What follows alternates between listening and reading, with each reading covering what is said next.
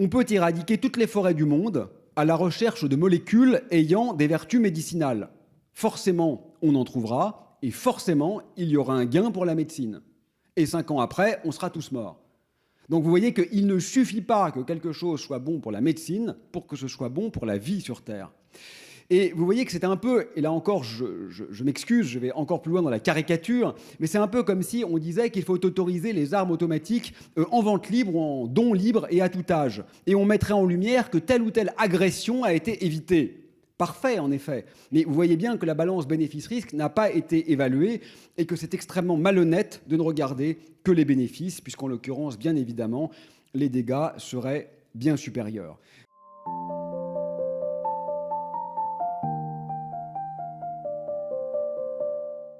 La médecine est en train d'être utilisée par les technoprédateurs comme étant la mauvaise caution de toutes les dérives. Et je pense que c'est très important que vous vous empariez de ce mensonge.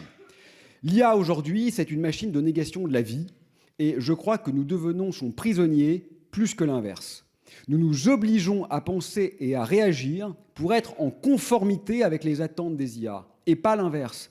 Récemment, un contrôleur m'a recommandé dans un train de faire écrire la réclamation par GPT parce que, m'a-t-il dit, elles sont lues par des bots à la SNCF. Et ce sont les robots qui parlent le mieux aux robots. C'est pas sérieux. C'est pas sérieux.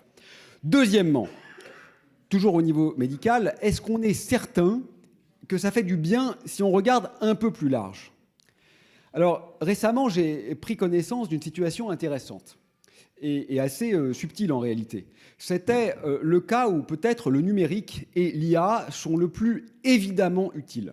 Parce qu'il était question d'un dispensaire en Afrique où le médecin ne pouvait se rendre que de façon sporadique. Et donc, le dispensaire était essentiellement tenu par des infirmiers et infirmières qui, après plusieurs années de pratique, parvenaient plutôt bien à poser des diagnostics simples et à administrer des traitements de base. Mais le médecin a eu l'idée d'utiliser des tablettes sur lesquelles il a implémenté une IA. Il se trouve qu'en effet, le diagnostic produit par un questionnaire détaillé a été un peu amélioré. C'est vrai. Résultat des courses, c'était plutôt mieux que le diagnostic par le personnel paramédical, et peut-être même parfois d'ailleurs que par le personnel médical. Mais le médecin s'est posé alors une question toute simple. Comment les tablettes sont-elles fabriquées et comment est produite l'énergie qui les alimente ? Elle, parce que c'était une jeune femme, a enquêté et sa conclusion a été sans appel. Pour améliorer un peu le diagnostic dans le dispensaire, le coût est tellement exorbitant. Il faut de fait engendrer des conditions de vie abominables, et vraiment je pèse mes mots, pour les gamins qui vivent sur les lieux d'extraction, bien pire encore sur les lieux de décharge, et c'est la conclusion à laquelle elle est arrivée. Finalement, cela conduit à engendrer beaucoup plus de morts ailleurs, loin de son regard, pour parvenir au mieux à peut-être une vie épargnée ici.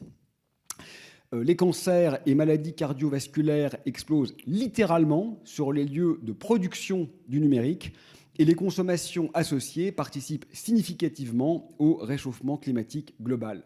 Ça n'a aucun sens. Ce n'est pas sérieux de justifier une catastrophe globale par un gain local. Et là, on est dans le cas le plus favorable. Donc imaginez maintenant l'utilisation dans un hôpital parisien rempli de médecins, ou grenoblois d'ailleurs. Je crois qu'on ne peut pas se réjouir de ce qu'une tumeur a été décelée un peu plus tôt, ce qu'effectivement une IA sait faire, en ignorant tous les cas et toutes celles qui ont été engendrés par cette même IA et dont on peut aujourd'hui être à peu près factuellement certain qu'elles sont bien plus nombreuses. Le médecin, dans le cas que j'évoque, a donc décidé de renoncer aux tablettes dans son dispensaire. C'est une histoire vraie. Mais savez-vous ce qui s'est passé ?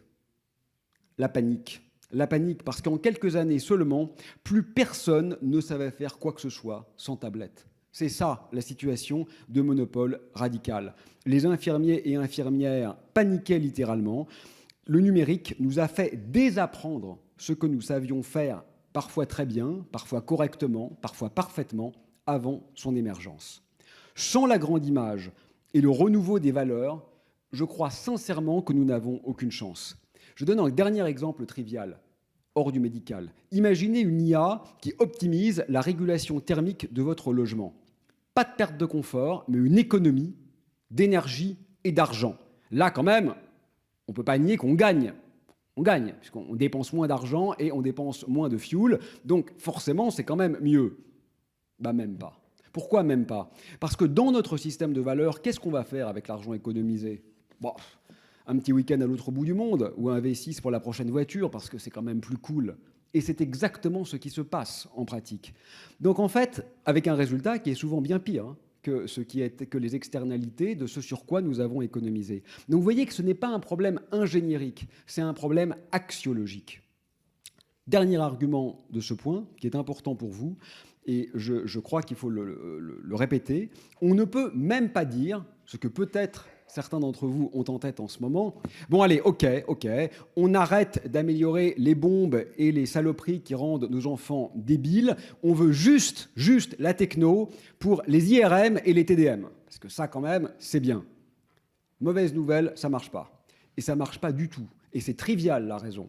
Parce qu'en effet, la seule et unique raison pour laquelle les puces qui sont utilisées dans les instruments médicaux ont un coût accessible, c'est précisément parce qu'elles sont développées pour être produites à des millions d'exemplaires dans des gadgets addictifs ou dans des bombes.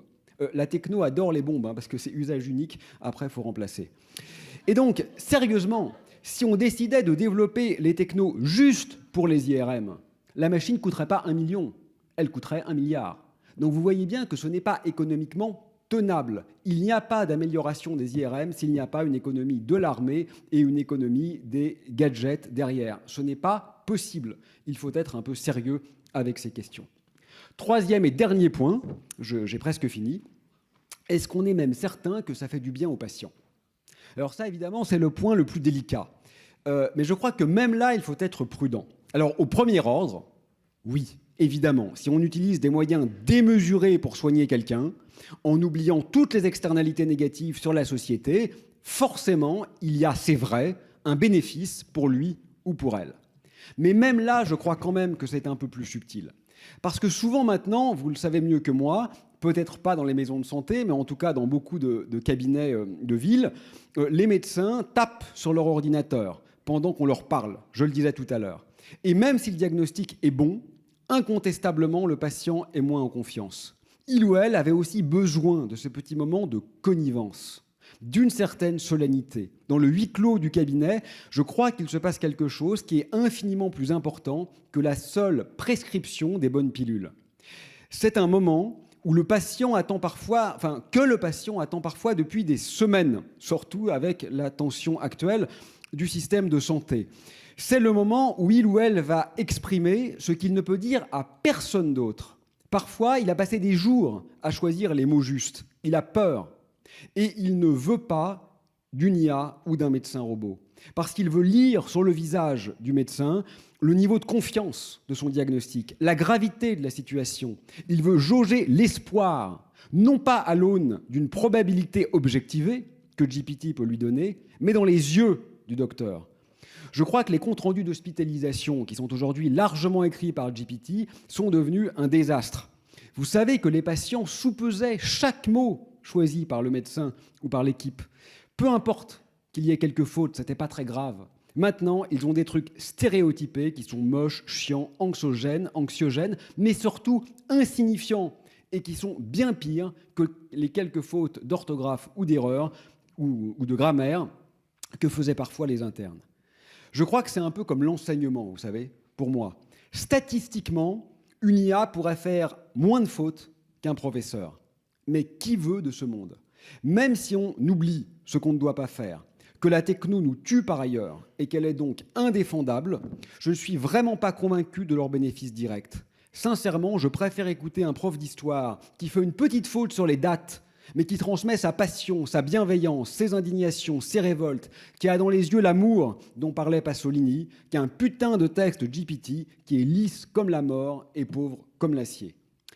Voilà, j'ai essayé de vous montrer que l'excuse qui consiste à dire « la techno est là, donc autant l'utiliser pour la médecine » est mauvaise. Et je crois que quelle que soit la façon dont on la considère, elle doit être questionnée. Soyez, s'il vous plaît, à la hauteur de l'enjeu civilisationnel comme à celle de la grandeur de votre profession. Ne vous laissez pas duper et récupérer. Merci.